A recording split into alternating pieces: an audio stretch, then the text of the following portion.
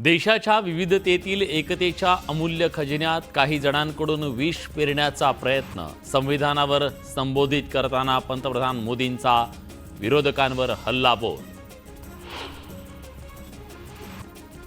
आणीबाणीच्या वेळी संवैधानिक व्यवस्था संपवण्यात आल्या. काँग्रेसच्या माथ्यावरचं हे पाप कधीच पुसलं जाणार नाही.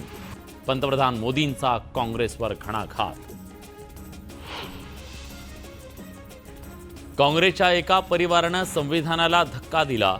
या कुटुंबाच्या कुनीतीची परंपरा आजही कायम. पंतप्रधान मोदींचा गांधी कुटुंबावर हल्लाबोल. इंदिरा गांधींकडून सावरकरांचं कौतुक. मग तुमच्या आजी संविधान विरोधी होत्या का?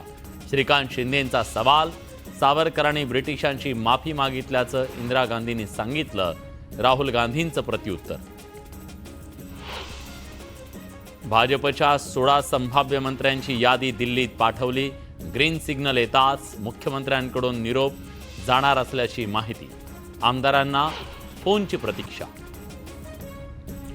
रखडलेला मंत्रिमंडळ विस्तार उद्या नागपुरात होणार. यादीत प्रादेशिक आणि जातीय संतुलनावर भर. मंत्रिपदाची माळ कुणाच्या गळ्यात पडणार याकडे सगळ्यांचं लक्ष.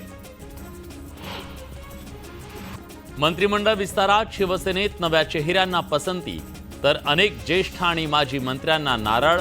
उदय सामंत, भुसे, शंभूराज देसाईंचं मंत्रिपद पक्क. न्यूज 18 लोकमतला सूत्रांची माहिती.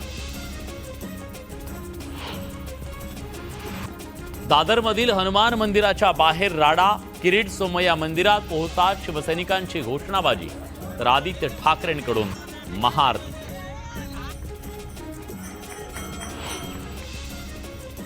एकनाथ शिंदेंचा नवा पत्ता. वर्षा बंगल्यावरून शेजारच्याच मुक्तागिरी बंगल्यात शिफ्टिंग.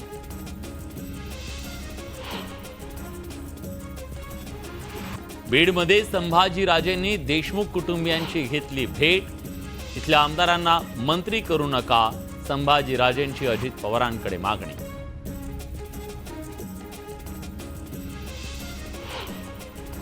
हिंगोलीत 43 महिलांना शस्त्रक्रियेनंतर जमिनीवर झोपवल्याचा धक्कादायक प्रकार. बाळापूर ग्रामीण रुग्णालयाचा भोंगळ कारभार. चौकशीनंतर दोषींवर कारवाई होणार.